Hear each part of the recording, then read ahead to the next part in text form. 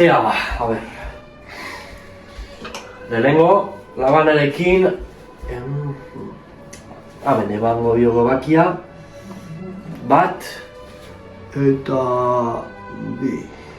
Martinek erabili berri duen labanaren funtzionamendua ongi ulertzeko ezinbestekoa da kontzeptu bat ongi ulertzea. Eta hori presioa da. Matematikoki honela adierazten da.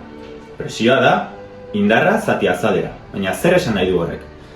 Esan nahi du indar bat egiten ari garela azalera batean. Eta indar horren eta azaleraren balioak aldatuz, lortu dezakegu presioaren balioa aldatzea.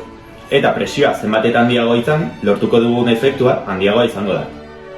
Labana kontzeptu honetaz baliatzen da. Ikusten dugunez, hemengo azalera oso txikia du, eta honela lortzen dugu presio handiagoa lortzea azalera txikituz. Eta honek ahalbidetzen digu moztea oilaskoa edo zer gauza.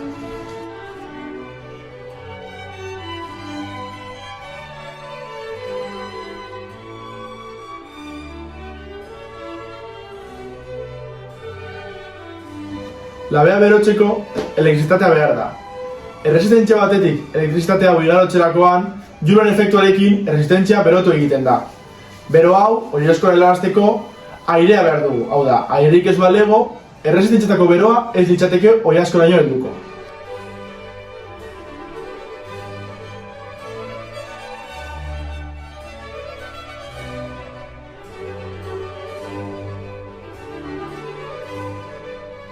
Aire beroa oilaskoarekin kontaktuan jartzean, azken honen temperatura igoz joango da, kanpotik barrura. Gainera, oilaskoaren barne egitura molekularra aldatuko da. Izan ere, oilaskoaren barnean badaude proteina batzuk. Oso ordenatuta eta kiribilduta. Eta gure digestio aparatuarentzat lan gogorregia da azken hauek askatzea. Horregatik kozinatzen dugu oilaskoa hain zuzen ere. Jangarria bihur dadin. Bueno, eta hau izan da oilaskoa kozinatzearen atzeko zientzia.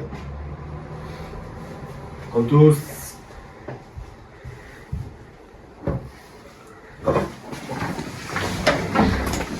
Topa!